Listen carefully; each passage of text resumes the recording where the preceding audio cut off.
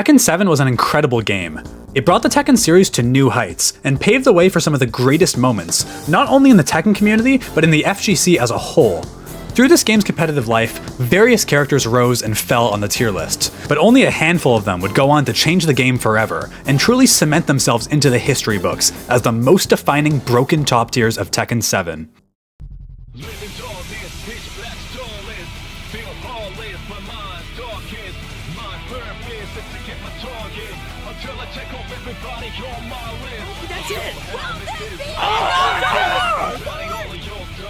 Yes, sir! Yes, sir!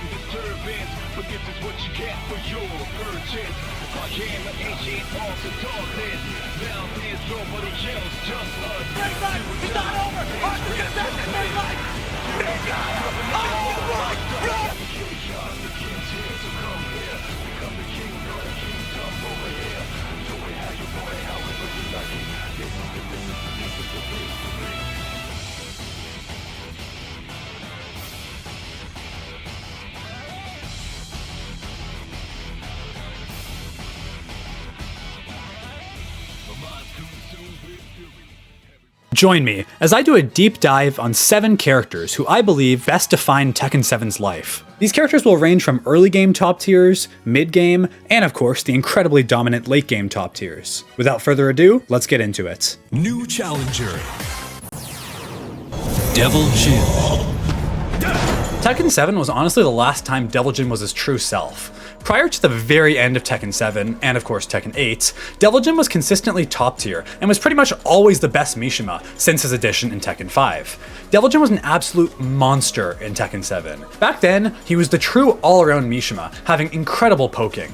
None of that -6 on block with a high follow-up garbage we see today in Tekken 8. This was a long-range, very safe down forward 1, with a safe mid follow-up as well. This is real Devil Jin poking. His jab also had good range, a lot better range than we see today in Tekken 8. This, along with his laser cannon, made his poking among the best out of all the Mishimas, and this was one of the big reasons why he was such a tournament favorite. Devil Jin really just had everything in this game. He of course had the classic electric, which was actually buffed twice in this game, the first time to make it track, and the second time making the recovery significantly faster on whiff. It basically made whiff punishing the electric pretty much impossible. Tekken 7 was really the game where electrics became the broken moves we know them to be today. He had his old forward 4, which was a combo tool and a great tracking move to use in neutral, his classic down back 2 and back 4 of course, but he also had his old down forward 2, which he shared with Jin. This was a safe on block 15 frame mid counter hit launcher. Having a quick move like this to challenge people pressing was huge for him, and again, completely safe on block, 15 frames. If Devil Jin just got this in Tekken 8, he would probably go up a full tier just because of that. He had the Demon Paw, and this was a time before Demon Paws were god moves, but it was still really great for its time. He had his classic up 4 turn stealer move, which was way better in this game, because if it was blocked, you could choose to either stay in the air, in which your opponent would have to do a jumping attack to punish you, or you could choose to go back down, where it would knock you pretty far away. A lot of characters' hop kicks wouldn't even reach this. Samsara was way better in this game. But okay, let's get to what you really want to hear about. The damage. Devil Jin's damage was pretty ridiculous. His Heaven's Gate wall combo ender was one of the highest damaging wall enders in the entire game, and this allowed for some crazy combo potential. Devil Jin would staple a double electric into his old forward 4, and would then enjoy some really good wall carry through his forward 3. He would get 98 damage consistently off of an electric if he got wall. That's a lot of damage, and that's without rage or counter hits. This combo wasn't the worst offender though. The worst offender was Devil Jin's classic launching Hell Sweep. Back in this game, you could actually get a screw after the first hit, and this, combined with his crazy wall travel potential and broken wall combo, meant he would get around 64 damage from a low. And remember, this was before recoverable health was a thing. Besides his crazy damage, he also had his old up forward 4, which before the various nerfs was one of the best moves in the game. This was a quick, safe on block mid that knocked down into a guaranteed steel pedal.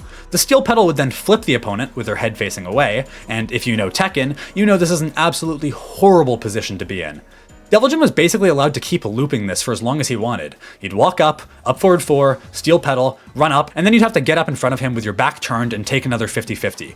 And you wanted to duck this character because again, his Hell Sweep was so incredibly damaging. Just Hell Sweep and forward 4 was the best 50-50 in the entire game. He could also cancel into a while standing 2 if you wanted to take a little bit more of a risk and get some more tracking, because the forward 4 would not track. And he would mix it up with Demon Paw. So those were his strongest tools, right? His damage and his 50-50. So take a guess at what got nerfed. Yeah, during the last couple years of Tekken 7's life, Devil Jin got hit very hard.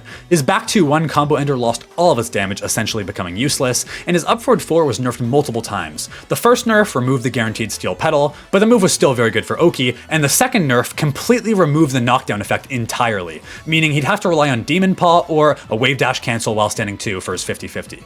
These were very big nerfs.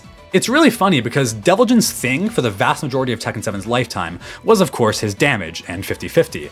But by the time of the last patch, his damage was considered his biggest weakness because of how low it became, and his 50-50 was just never the same. While the nerfs were unfortunate, the character was still incredibly dominant for the vast majority of Tekken 7's lifetime, and cemented Devil Jin as a defining top tier for Tekken 7's legacy. If only Devil Jin players knew what would be waiting for them in Tekken 8. I'm sorry guys. New challenger. Jin Kazama. Jin is a character you've undoubtedly heard all about. Pretty much everyone has been talking about how much he's changed from Tekken 7 to Tekken 8. But Jin was basically Mr. Consistent throughout the entire life of this game. Right from the beginning, he was considered one of the game's strongest characters, and he even received buffs in a couple of the patches, like in the infamous Season 2 patch, and remained top tier right until the game's end.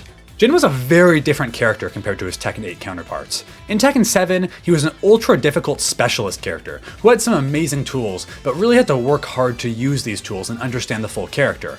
When you did put in that work though, you were left with an incredibly strong character. Tekken 7 was a different era of Jin.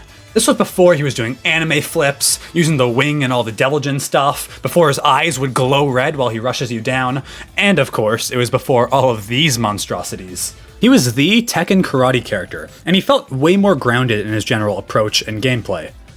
I have a lot of fondness looking back for the original version of Jin. Jin was so versatile, and that's what made him awesome. Tons of other characters and their players tend to sort of blend together because they have a collection of super broken moves that pretty much do everything for them.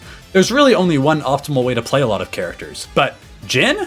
Every Jin player you saw in this game would be completely different. You could play him in so many ways. You could play him as Pseudo Mishima, using the electric and classic wave dash 50-50 mix-ups. You could play hyper defensive keep out. You could play rush down, pressure, and poking. You could play around evasion and stance mix-ups with a Zenshin stance.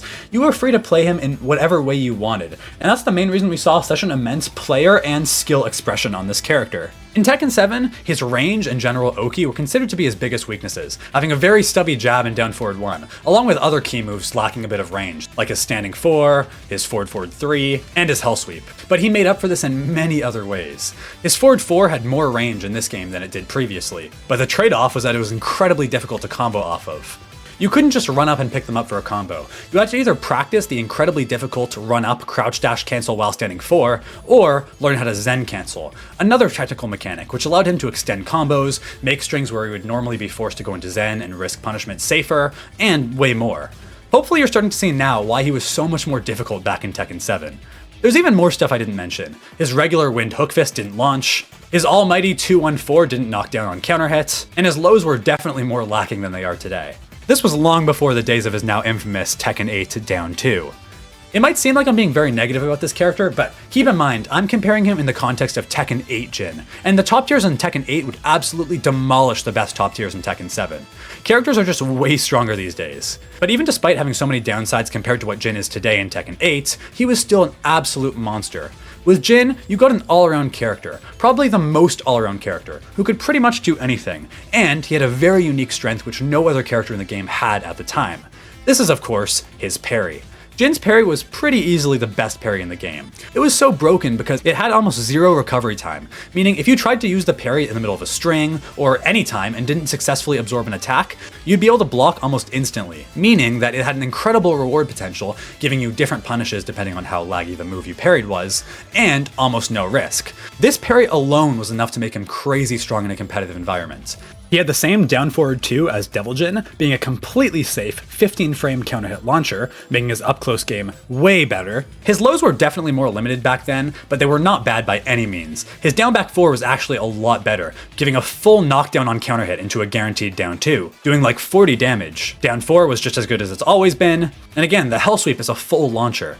His Zen stance also functioned very differently in this game, having quite a bit of unique evasion applications. The classic Zen 1+2 launcher, a big risky low sweep, and way more crazy options. Hopefully you're starting to see now why Jin was so all around. He had the electric, one of the absolute best moves in the entire franchise, being +5 on block and a hugely damaging launcher. He had amazing counter hit utility, great poking options, great damage, insane defense through the parry, amazing pressure with his original forward 4 being +4 on block and forcing into crouch, much like a standard Mishima forward 4. He had the Demon Paw, which again back in Tekken 7 was very good, and of course he had the signature Tekken 7 Magic 4, being a 13 frame high tracking counter hit launcher.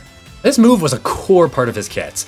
Oh, and did I mention he had a great throw game? He had all 3 throws as well. Because, why not? This is the hero after all. Though, I guess he wasn't actually really the hero yet during this game. He was kinda just sad because he started World War III, but oh well, forgive and forget. Jin was the stable top tier of this game. He was never destroying competitive play, making people want to quit. People never wanted to ban the character. He wasn't exactly zero to deathing people, and he wasn't throwing fireballs, but he was a core part of this game's life, and absolutely cemented himself as one of the game's most notable top tiers. Alright guys, I think I'm ready. Let's talk about the characters that truly define Tekken 8. The 2D characters. But first, I want to quickly ask you guys that if you're enjoying this video and want to see more retrospective content like this, please consider subscribing to the channel. It's really a huge help as 86% of the people who watch my videos aren't subscribed. I'm very interested in doing more content like this and can see myself doing one for other Tekken games like Tekken Tag 2 or Tekken 6. So if you're interested in that, make sure to subscribe to the channel to let me know. Alright, now let's get to Akuma. Akuma broke Tekken 7. Being a 2D character, he had various completely unique mechanics, like his meter, which allowed him to special cancel moves, just like in Street Fighter.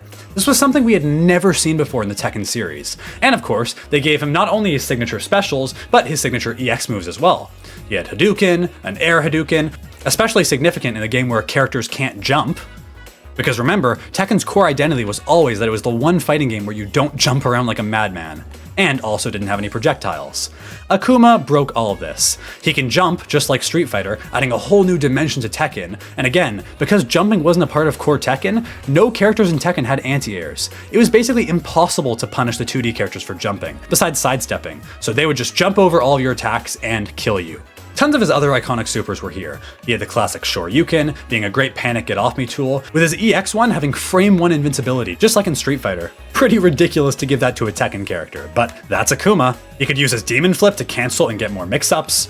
He had his Teleport, which was actually a very strong move. People would just use this to run the timer. He had Tatsu. Every move Akuma has was here and accounted for, which ended up being pretty unfortunate for Tekken 7. Already, this guy is breaking a ton of rules. The biggest problem was undoubtedly his meter.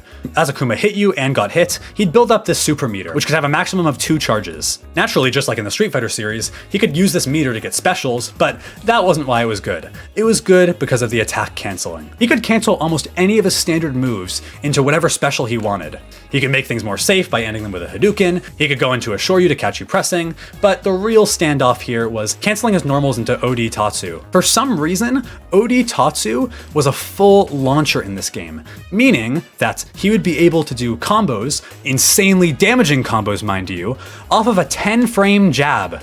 You heard me correctly, 10-frame jab, or a 10-frame crouch jab. He also had a traditional 2-hit jab string, which for some reason he was able to cancel off of that as well. Akuma players would just run around throwing 1-1, and if they saw that it counter hit or saw that it hit, they'd just do the OD Tatsu and you'd lose all your health. This fundamentally broke the most important rules of the Tekken series. His combo damage was unbelievable. If he had full meter, he would 0 to death you. This happened multiple times in tournaments. He had way more other broken stuff too, like his down 3 being one of the most insane lows we've ever seen in the series. While it's normally unsafe, he can special cancel this. So if he thinks you're gonna punish, he can special cancel this into a Demon Flip, into a Hadouken, and of course, he can special cancel it into his OD Tatsu, and you can take 100 damage from a 15-frame low. Great. He had his focus attack straight from Street Fighter, which was an unblockable launcher if it was fully charged, and of course he powers through any moves that you use. The character was simply too much. Any of these things individually would have already made a character broken. Okay, you add a character to Tekken who can jump. Well, now, so many more moves are basically just worthless now. He can just jump over you, land a kick, and then do his whole combo. But it's everything. It's the projectiles. You'd see it happen all the time. Akuma players would get a life lead and just sit back and spam fireballs.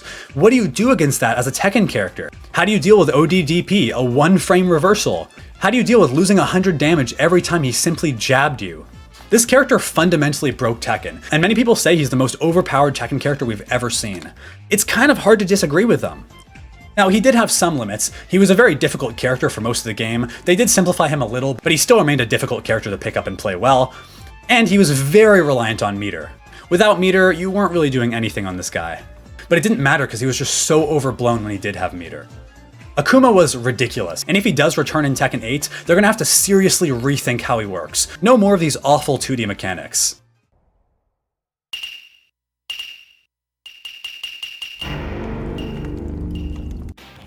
Geese Howard from the Fatal Fury and King of Fighters series was Tekken 7's very first guest character after Akuma, joining through the DLC, and dominated the game for its entire lifetime. Geese was incredibly strong, in large part to his various 2D fighting game mechanics, including also having his own unique meter gauge, just like Akuma. He could spend this meter to cancel moves for combos, get huge plus frames for pressure, and of course, unique special attacks. Geese's combo systems were also very unique, and when he had full meter, he would frequently do around 80% of your life in one combo. If he had the right stage, he would even 0 to death you. Unlike Akuma, however, Geese was far less reliant on his meter, trading some of the insane 2D stuff for more fundamental Tekken tools. Unlike Akuma, Geese couldn't kill you off a jab, or off of anything crazy like that. His meter mainly just allowed him to get more damage when he did combo you, so he didn't break the rules nearly as much. He still had a jump though, which was always broken, and an incredibly strong projectile. Geese was far more reliant on basic Tekken fundamental tools. He had great movement, and great poking, having incredible range on almost all of his normals. He had plenty of good extension strings, like his 1-2, he could continue the string with 1-2-1, or do the full one. His down forward 1 had a generic high extension and a mid extension to catch people pressing. Just like Akuma, you could special cancel his jabs, but you couldn't get a full combo from them, so this was done much less frequently. His down forward 2 used to be a tracking counter hit mid safe launcher. His 4 is a fully tracking high launcher. Sidestep 3 is one of the best lows in the game, eventually being nerfed down, but at one point was a full counter hit launcher that was very safe on block. It came out fast too. Geese players would spam this move. He had interesting 50-50 utility with his quarter circle back 2, having both a mid and low option. He had down 4, an incredibly long range risky low that he could special cancel out of and was also a full counter hit launcher. He had an incredible orbital, being safe on block like they all are, very fast, and leading into high damage combos. Geese was also very well known for having one of the best mid parries in the game. This parry, if hit, would guarantee you a full combo off of his standing 2. And oh, we haven't even talked about his standing 2 yet. This was his 15 frame punish and also used for whiffs. Geese players would abuse the standard Tekken fundamental tools using their great jab, great strings, and great general moves, then look for a sidestep or a backdash, hit you with a standing 2, and convert with their combo if they had meter. Just like Akuma, Geese couldn't launch you from a punish if he didn't have meter, but he'd get far more, and unlike Akuma, could actually be played decently well with no meter. Geese also had a 14 frame launcher with his back 3-2 if he had meter, which was incredibly useful for the character. He had very interesting power crush utility with his half circle back 3 or 4 option, one being a mid that's minus 14, and the other being safe but ending with a high. This was a great mix-up. Geese was really a jack of all trades. He was able to be self-sufficient without meter, but was still able to abuse the things that made 2D characters good. An insane jump to avoid moves and start his combos, ridiculous damage whenever he had meter, a broken orbital, strong poking. He really had everything you could want in a character. And that's why he was considered so broken for the majority of the game's lifetime. We absolutely cannot talk about the top tiers of Tekken 7 without mentioning Leroy. Leroy, like Akuma, was so damaging to the game that his reputation actually far exceeded that of the Tekken community. Everyone in the FGC knew about this guy. They knew about the original Tekken character who, right after launch, had 6 out of the top 8 contenders for EVO Japan playing Leroy. Everyone and their mother was switching to this character during his peak. And why is that? Well, this guy was the first true sign of pay to win in Tekken 7. Geese was definitely overpowered, but he was undoubtedly a pretty difficult character to pick up. He at least required some semblance of time and commitment to learn and get good with. Leroy started the trend of Namco releasing god characters that anyone could pick up and play pretty much instantly. Traditionally in Tekken, characters with the most powerful or game-breaking options were normally locked by an intense execution, meaning only the best players could unlock the true potential of these characters and abuse their best moves. This was not the case with Leroy. He was incredibly easy to pick up and play, and had the highest reward out of any character during his reign of terror. Leroy had it all. If you want godly poking, his down forward 1 used to only be -1 at launch, with both a high and mid follow-up taking him into stance for mix-ups. What about this guy's neutral? Well, he had about a million god moves. Forward 3, of course, was a very defining attack of his. This was a plus on block, homing approach tool that was basically a normal hit launcher on the big male characters. This move was never supposed to be a launcher, but for some reason it just was. One of the best approach tools in the game. It was so spammable. Speaking of spammable, he had his down 1+2. This might be Leroy in Tekken 7's most iconic move. This was a counter hit launcher with unbelievable range when it first came out, and for some reason was neutral on block and forced crouch. It was so strong. Since his launch, this move has probably been nerfed like 10 times, but at its peak, it was one of the best moves in the entire game. Back 1+2 is Leroy's classic 12-frame counter hit launcher, and this move was completely safe on block, had giant knockback on block, and for some reason had weirdly good range at first. A full counter hit launcher like this should not have been -5, but it might as well have been neutral because of how far it pushed you back. This move was nerfed so many times. In addition to all of these moves, he had all the standard Tekken fundamental tools you could ever need. He had excellent poking, good range on all of his normals, big plus frames with his punches, and we're not done with the god moves. Leroy had a 21-frame orbital, which is very fast for an orbital. He could do it forward and backwards, and it hits grounded for some reason. A huge general problem with Leroy at his launch was his range. It was just too oppressive. From one backdash away, he could threaten you with a homing back 4 mid that's safe on block, and would deal huge damage, and his down 3 1+2, which was his Hell Sweep. This Hell Sweep had incredibly good range. And because both of these options tracked, you really couldn't do anything. If he approached you like that, you'd have to take one of the mix-ups. There were no option selects. While other characters like Kazuya need to knock you down to apply a 50-50, he could just comfortably walk up to you, or run in your face with his million broken approach tools. There was the classic Leroy once per match cane, which for some reason was +8 on block, a +8 on block mid, of course leading to his ridiculous damage. We haven't even mentioned Leroy's damage yet. At the time he first released, he had around Devil Jin combo damage, but unlike Devil Jin, had 0 execution, meaning anyone could just pick him up and do 80 without walls, and around 100 if he did have walls. Great. Leroy pretty much had everything, with no weaknesses. Insane generic options, insane damage, 0 execution, broken range, dumb stance pressure that we didn't even mention yet, unavoidable 50-50s, and hopefully it's starting to make sense why every pro player was picking this guy up during this time.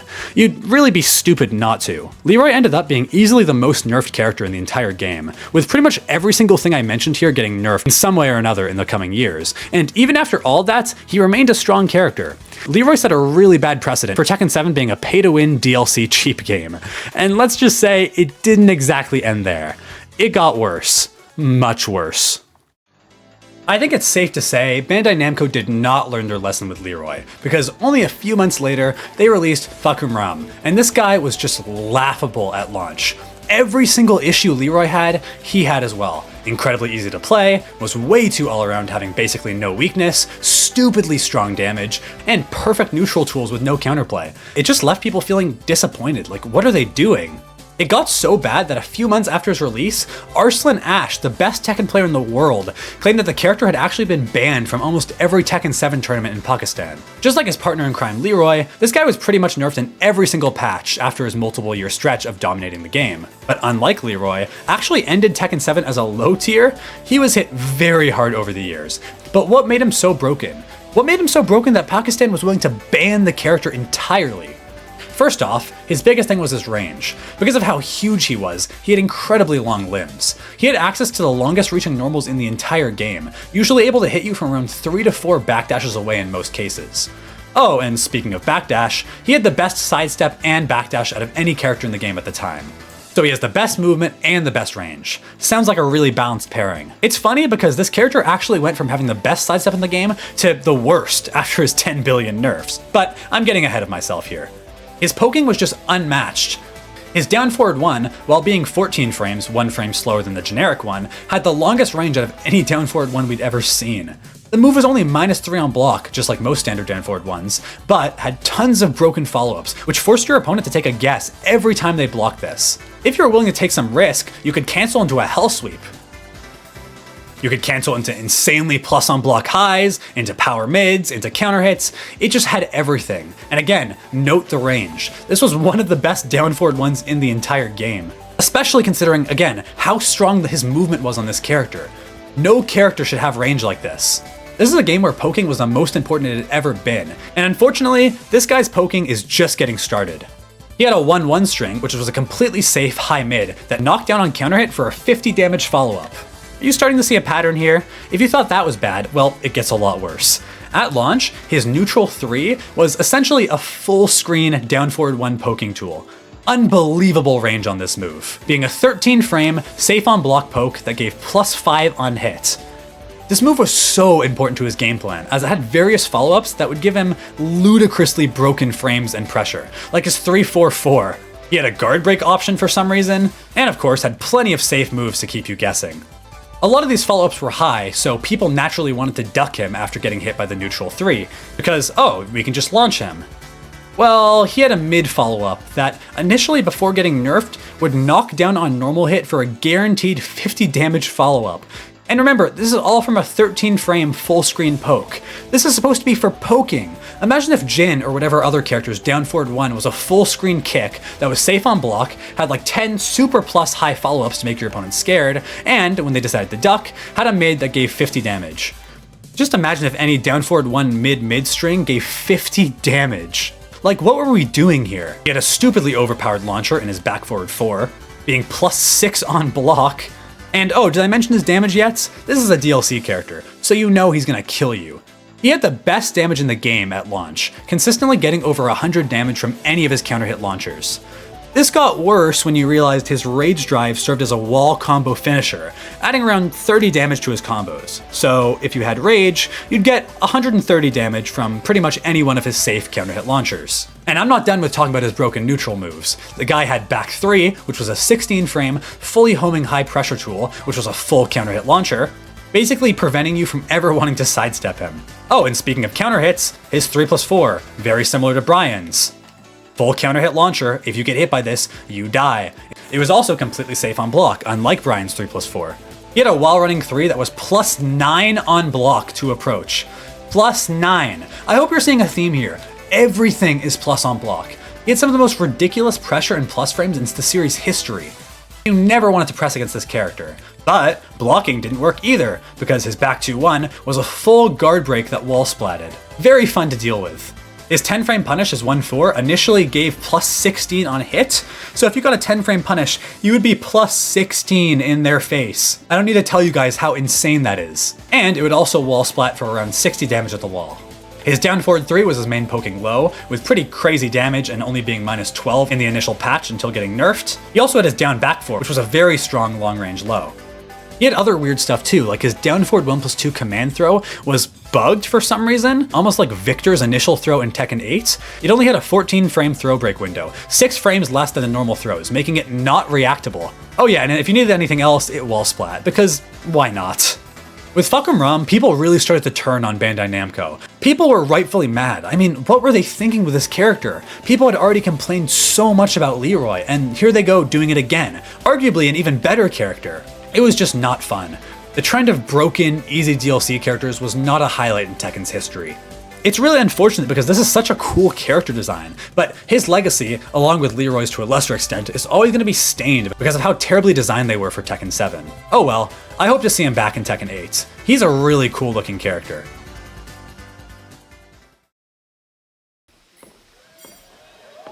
Stream is live. You ready? Julia was an incredibly strong character since her release in 2019 as part of the DLC, and was almost always ranked in the top 5. This character, just like her other DLC partners, were pretty ridiculous. She had crazy combo damage, having arguably the best wall travel in the game, and for some reason her standard wall combo did 34 damage, making it by far the highest damaging combo ender out of any character. The stomp into forward 3 traumatized people. No matter where she launched you, you were going for a ride. Julia functioned as more of a string character in this game, with a huge part of her game plan relying on mixing up timing and adding weird extensions to moves you didn't even know had extensions. Just constant strings and pressure. But it went so much more than that, because her neutral and poking were very badly designed. She had a ridiculous down forward 1. For some reason, this 14 frame down forward 1 gave +14 if your opponent was crouching. You didn't hear me wrong, +14 on hits for a generic down forward 1. What does this mean? It means if she's just poking you and you duck for a second and get clipped by her down forward 1, again supposed to be the safe, low risk, low reward move, she would do her follow-up, which can do between 45 and 60 damage depending on how good your execution is. What are we doing? How did they think this was a good idea? From a -5 on block down forward 1. Oh yeah, and if you are at the wall, she gets a full wall splat and you take 80 damage. Again, from her down forward 1. This is one of the most egregious moves we've talked about in the entire video. It's just a down forward 1. Why did it do this? And it went even further than that. Her forward 1 was a 12-frame long-range approach tool and poking tool that had full tracking to both sides. The fastest down forward 1s in Tekken are 13 frames, so if you had good execution, this was actually faster than the universal mid-poke option. It was -2 on block, whereas most down forward 1s are -3, and had a guaranteed follow-up that did 30 damage. Oh yeah, and it gave +15. +15. Welcome to DLC. The second hit was also a counter hit launcher for no reason. So Julia players would spam the first hit in neutral as their main poking tool, and occasionally, or sometimes a lot more than occasionally, throw in the extension, delaying the timing of course, because you were able to delay this by quite a bit. And if it hits, good luck, you're losing all your health. Julia had a forward 1+2, which came out at 14 frames, being safe on block with huge pushback. This was essentially a Mishima-style Demon Paw, except it wall bounced for some reason. You know, that mechanic that was removed in Tekken 8? Yeah, this one wall bounced. If you got hit by it at the wall, you were dead. She had a great tool in her back 4, which was an 18-frame, fully tracking high that gave +1 on block, and, get this, was a normal hit launcher.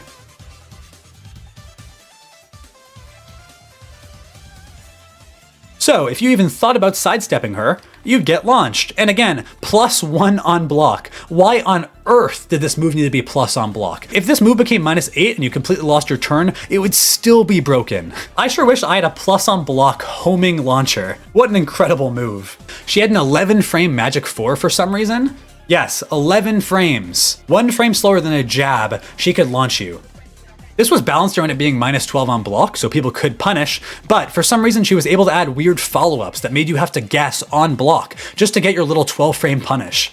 While those were generally considered to be her weakness, she still had very good stuff, like the iconic War Drums attack, being a ridiculously difficult low to launch, and if you blocked the first hit but didn't immediately block mid, you're taking a ton of damage. She had more cheesy stuff like her bow and arrow string, which was her full crouch down forward 4-3, which if you ever played Tekken 7, you know this was not a fun move to deal with. Oh, and did I mention she has broken throws? Because she does. She had a throw in this game that came out at 10 frames.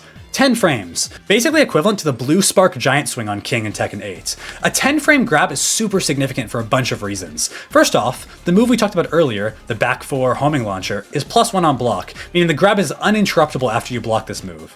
You know what else is +1 on block? Generic jabs. Yeah, she can jab and immediately grab you just like King. All of this and I haven't even covered her strings. There are so many strings. Her down forward 1 was an incredibly fast neutral tool that had tons of tricky follow-ups and allowed her to cancel into her spin for +2 on block. She had a low hell sweep option, counter hit mids, safe highs, everything you could ever want in this character.